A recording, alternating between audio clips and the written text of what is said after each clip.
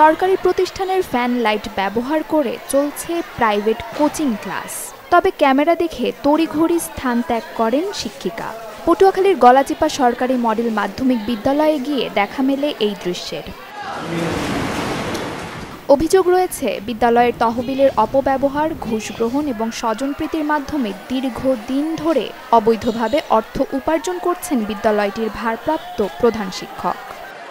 আমি ক্ষমা চাই, আমি পারতাম না, আমি করব না। এখন একজনে পারছে, কিভাবে পারছে আমার জানা নেই। হেড স্যার আমাদের বলছে যে সিলেবাস কমপ্লিট করতে হবে, রোজার কোরবানির পরে পরীক্ষা হবে, এই জন্য আজকে একটু এক্সট্রা ক্লাস নিচ্ছি।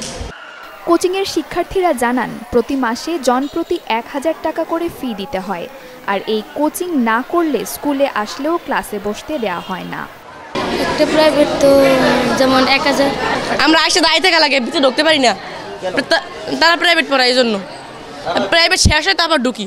তারা স্কুল শুরু হওয়ার সময় পড়ানো শুরু করে, মানে তারা স্কুল শুরুর কিছুক্ষণ আগে ছুটি দেয়। আমরা ব্যাগ বুক নিয়ে আইসা দাঁড়াই থাকা লাগে অনেকক্ষণ। তারা পিটি শুরু হয়, পিটি শুরু হওয়ার কিছুক্ষণ আগ পর্যন্ত পড়ায়। সরকারি বেতন পাওয়া সত্ত্বেও শিক্ষকরা কেন এমন পথে যাচ্ছেন তা বুঝে উঠতে পারছেন না অভিভাবকরাও। মার্ক কম দিতেই পারে তারা। বাচ্চা তো মাঝে মাঝে এসে বলে, আব্বু ওই স্যারের কাছে যদি না পড়ি তাহলে আমার মার্ক দেবে না। তখন আমি বলতে বাধ্য হই, আমার কষ্ট হইলো যে বাবা ঠিক আছে তুমি প্রাইভেট পড়ো। আমি চাই যে এটার শিক্ষাগতভাবে স্কুলে, সরকারি স্কুলে যাতে সুন্দরভাবে লেখাপড়া হয় এবং স্যারেরা তো ওই সরকারি বেতন পায়। এরপর ছাত্রগো উপরে চাপ না দেওয়াটাই আমি মনে করি বেটার হয়।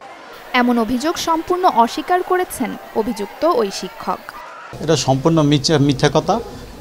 আমাদের এখানে কোনো প্রাইভেট আমার নিতে হয় না, সম্পূর্ণ মিথ্যা কথা। এবং আমার নোটিশ দেওয়া আছে বিদ্যালয়ে কোনো প্রাইভেট না পড়ার জন্য।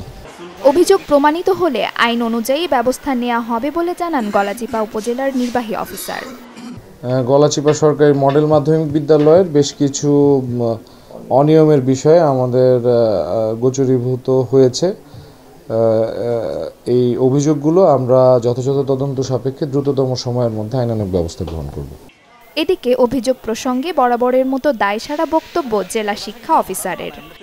গলাচিপা সরকারি মডেল স্কুলের কোচিং সংক্রান্ত যে অভিযোগটা আমরা পেয়েছি, এটি আমরা খতিয়ে দেখব যে এখানে অনিয়ম কিছু হয়েছে কিনা। অনিয়ম হলে আমরা সে ব্যাপারে আমরা ঊর্ধ্বতন কর্তৃপক্ষের কাছে আমরা জানাবো এবং স্থানীয় প্রশাসনের কাছেও সাথে সহায়তায় আমি তার প্রয়োজনীয় ব্যবস্থা নেব। যখন একজন শিক্ষক এমন গুরুতর অভিযোগে অভিযুক্ত, তখন প্রশ্ন ওঠে শুধু একটি প্রতিষ্ঠানের নয়, পুরো শিক্ষা ব্যবস্থার উপরেই। স্থানীয়দের দাবি অবিলম্বে স্বচ্ছ তদন্ত করে দায়ীদের বিরুদ্ধে কঠোর ব্যবস্থা নেওয়া হবে। Desk report, channel 24।